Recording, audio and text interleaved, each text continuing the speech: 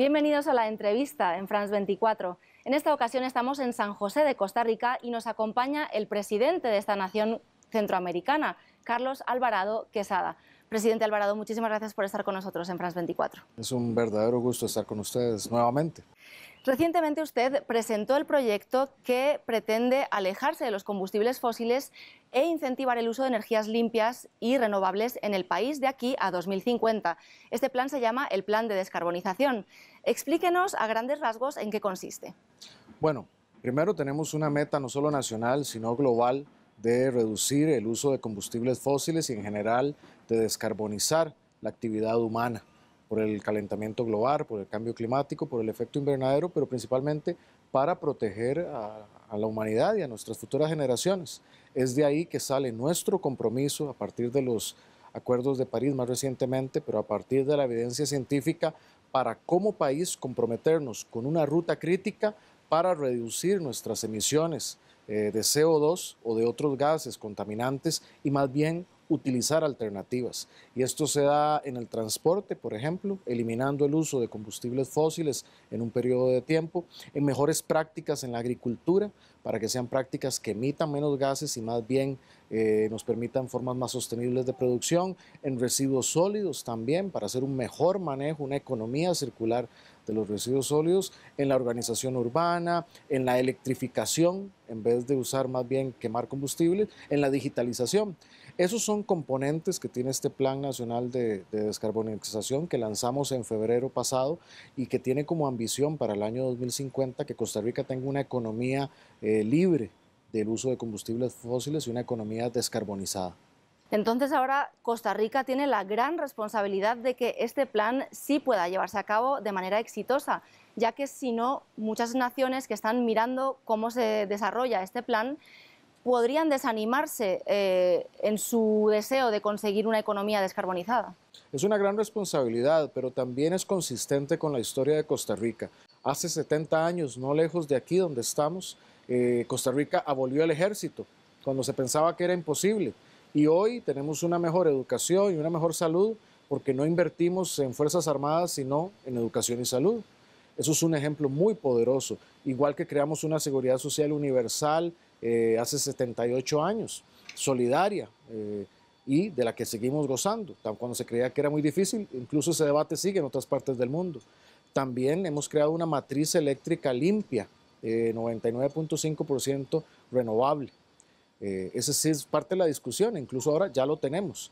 O hemos reversado el proceso de deforestación, pasamos de 70% cobertura forestal a 20%, y desde los años 80 que tenemos 20, hemos regresado a un 54% de cobertura forestal y estamos comprometiendo un 60%. Es decir, en el pasado lo hemos hecho y hemos sido consistentes.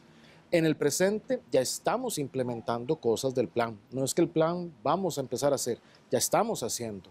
Ya tenemos los 2 proyectos de tren eléctrico, el urbano, que va a reducir temas de vehículos y por lo tanto de emisiones. Uno de carga al Caribe, que va a reducir también emisiones en materia de transporte de carga, que son cosas que se están avanzando y se están financiando con empréstitos al Fondo Verde, también con deuda, pero también trae grandes ingresos al país en materia de reducción de enfermedades respiratorias, en materia de reducción de accidentes, por ejemplo.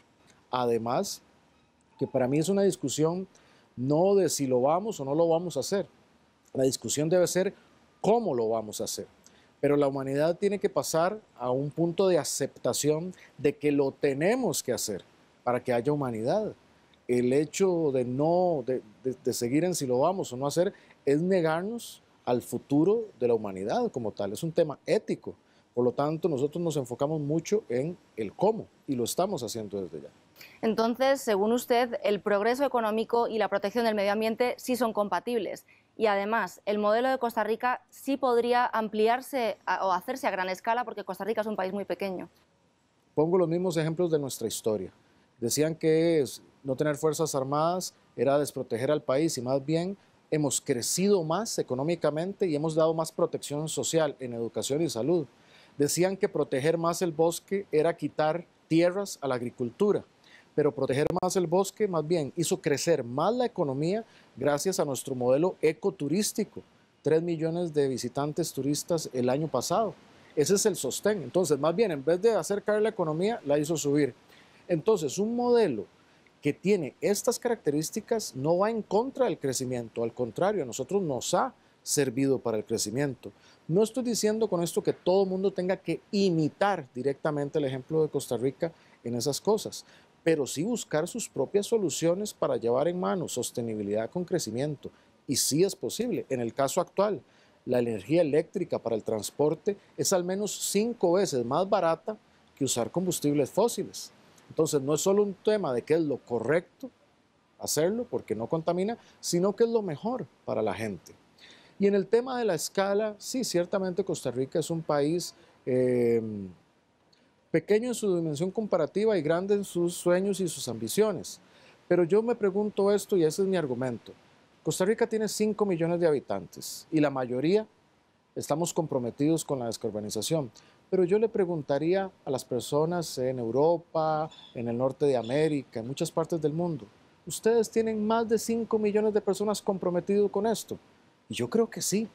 Hay millones de personas comprometidos con estas metas. Entonces el cambio no solo es algo que es la responsabilidad de nosotros jefes de Estado, porque lo es, pero también de nosotros como personas. Y hay mucho más de 5 millones de personas, muchísimo más creo yo, que están comprometidas con estos cambios. Ahí veo yo mucha esperanza. Hablando de compromiso con el medio ambiente, usted le invitó, a través de su cuenta de Twitter, invitó a la joven Greta Thunberg a visitar Costa Rica. Ella es líder ambiental y ha sido la promotora de estas marchas estudiantiles contra el cambio climático.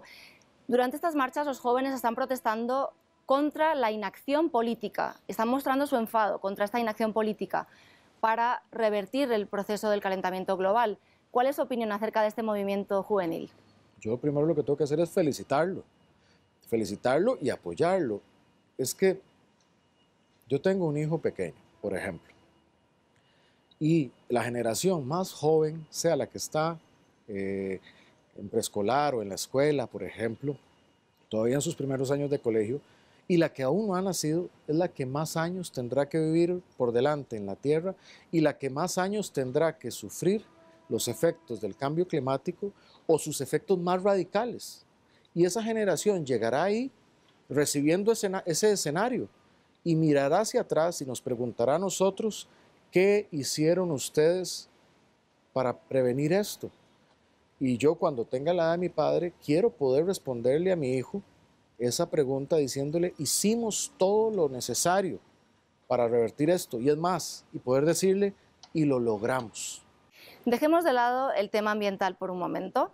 Estamos en un lugar, y usted lo mencionó anteriormente, muy simbólico e histórico para Costa Rica como país de paz. Hace 70 años, en este mismo lugar, el expresidente José Figueres abolió el ejército en 1948. 70 años después, el legado de paz de Costa Rica continúa. Sin embargo, ustedes están ubicados en una región que tiene muchos lugares de conflictos todavía activos. Bueno, la construcción de la paz y una cultura democrática, institucional, de defensa de los derechos humanos, de las instituciones democráticas, de la libertad de prensa, no es algo que se conquista una vez y queda como una pieza de museo. Eso es algo que hay que construirlo desde su legado, pero consistentemente, generación tras de generación, e irlo perfeccionando y llevando a sus próximos niveles. Ese legado de paz no solo lo queremos perfeccionar, sino también proteger. Hay un contexto regional, por ejemplo, vinculado a los temas de narcotráfico. Estamos en una zona de alto trasiego de droga, por ejemplo, que nos pone grandes retos. Pero aún así, sin ejército, estamos utilizando nuestra policía, nuestras fuerzas públicas, que son fuerzas civiles, para protegernos de esto. El último año logramos revertir la tendencia creciente que había de homicidios en el país y fue el primer año en 6 años que logramos reducir la tasa de homicidio, lo cual fue un logro importante. Igual hemos incrementado el último año, el 2018, tuvimos una tasa récord en cuanto a incautaciones de cocaína, por ejemplo, que ya este año las tendencias, tanto reducción de delitos, de homicidios, van bajando y la tendencia de incautación la vamos subiendo. Entonces estamos trabajando en esos campos. Hay otras manifestaciones de violencia que también tenemos que trabajar, mucha, Una de mis prioridades, todo lo que es la lucha contra la violencia hacia las mujeres.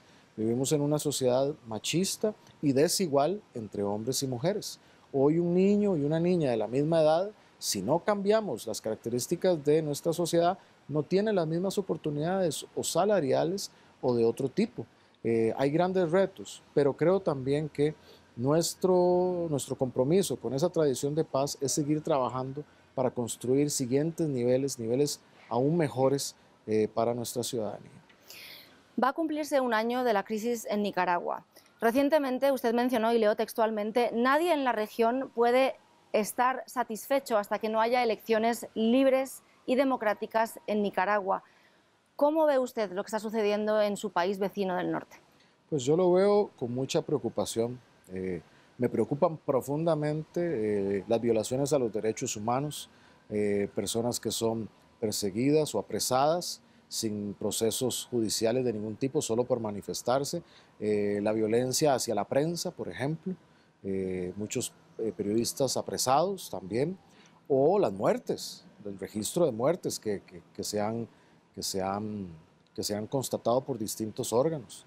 Una sociedad así no solo afecta a sus ciudadanos, sino que afecta a la región, nos afecta a todos. Y tiene que ser también el compromiso de todos poner la voz y el empeño para que en efecto, desde nuestra visión, desde los marcos institucionales, pacíficos, pero también de manera vehemente, se solucionen estas situaciones. La forma central de una democracia institucional son elecciones que legitimen a sus líderes y también garantías, división de poder, pero que sea real. Y hacia eso tenemos que abogar hasta que veamos satisfacción o condiciones mínimas en materia, mínimas digo por un ideal, pero condiciones de derechos humanos en este país vecino. Costa Rica y Nicaragua tienen una relación muy cercana, ya ha habido una migración muy importante de nicaragüenses a Costa Rica, tenemos muchas familias binacionales y entonces nuestro vínculo es estrecho desde ese punto de vista, desde el punto de vista económico, pero también desde la solidaridad con los derechos de los nicaragüenses. Por eso es que abogamos y reiteramos que debe haber solución democrática e institucional para Nicaragua y creemos también que la mejor forma es un proceso electoral y además de un establecimiento de condiciones de separación de poderes y de garantías. Seguimos en la región. Otro país que está en crisis es Venezuela. La postura de Costa Rica frente a lo que está ocurriendo ha sido mixta. Por un lado, reconocieron a Juan Guaidó como el presidente de Venezuela, pero por otro lado, no asistieron a la reunión que se produjo en Bogotá del Grupo de Lima y tampoco apoyaron el anuncio que hizo este grupo con respecto a las posibles soluciones en el país.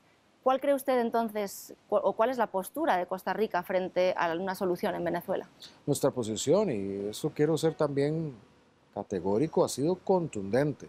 Nosotros hemos reconocido a Juan Guaidó, dado que es el representante electo de más alta jerarquía que hay, democráticamente electo, porque el último proceso de elección presidencial no tuvo observación, no tuvo garantías, y eso hace que no reconocimos más al señor Maduro, por eso reconocemos al señor Guaidó. Y hemos de manera consistente abogado por una solución democrática e institucional también para el caso de Venezuela. Hemos apoyado al Grupo de Lima de manera consistente y también somos partícipes del grupo de contacto de la Unión Europea con otros países latinoamericanos, en cuenta Ecuador, en cuenta Uruguay, Bolivia y nosotros. En el caso particular hemos sido consecuentes con nuestra posición. Nosotros hemos sido categóricos en que la solución debe ser por la vía pacífica. ¿Y por qué por esa vía? Porque es consistente con no solo con nuestra idiosincrasia y nuestra cultura, sino con nuestra constitución. Y yo no puedo estar por sobre eso en nuestro posicionamiento. Y en eso hemos sido consistentes. Desde la reunión previa en Ottawa, nosotros hicimos mucho énfasis en que la ayuda humanitaria debe tener las condiciones de una ayuda humanitaria que tienen que ver, por ejemplo, con neutralidad, con manejo de un órgano como Naciones Unidas o la Cruz Roja, para dar garantías, una neutralidad a la hora de esa entrega. Eso fuimos muy enfáticos, así como que queríamos que categóricamente se descartara cualquier escenario de intervención militar. No obstante, en el contexto de Bogotá hubo, si bien no plasmados al final en la declaración del Grupo de Lima, hubo muchas declaraciones de miembros influyentes que decían que todas las opciones estaban abiertas. Y para Costa Rica no todas las opciones están abiertas. Por eso nosotros hemos sido consecuentes en nuestra posición. No obstante eso, seguimos apoyando la solución institucional, el reconocimiento del señor Guaidó permanece y seguiremos abogando por una ruta institucional que ojalá incluya no solo una ayuda humanitaria necesaria y neutral que llegue a las venezolanas y los venezolanos, sino también elecciones transparentes, libres, con garantías y un restablecimiento de las garantías democráticas por el bien de Venezuela, por el bien de la región. Pasamos ahora a hablar de otra crisis de muy distinta índole en una institución mundial, la Iglesia Católica. Es una institución que ha estado sufriendo durante años las acusaciones por parte de víctimas de abuso sexual por parte del clero. Recientemente la Iglesia de Costa Rica se pronunció, pidió perdón públicamente a las víctimas de abuso sexual. ¿Qué opina sobre esto? Lo primero es, tenemos que dar todas las garantías en los distintos procesos que hay a las personas, a las víctimas de estos procesos y darles todas las garantías, sobre todo cuando hacen las denuncias públicas, salen adelante en esto para que lleve el debido proceso en las cortes. Es muy importante. Esos procesos no son sencillos para las personas, romper ese silencio y deben darse esas garantías. Creo que también va en el asocio de cambios de conducta que tenemos que llevar en nuestras sociedades. Por otra parte, creo que como para esa institución particular, la Iglesia Católica, como para cualquier denominación o para cualquier institución política o de otro orden, no podríamos cometer la situación de juzgar al todo por los casos, aunque sí hay que decir, hay varios casos que se están ventilando. Yo creo que corresponde entonces en la parte judicial, a las cortes, hacer su trabajo en la determinación de los hechos.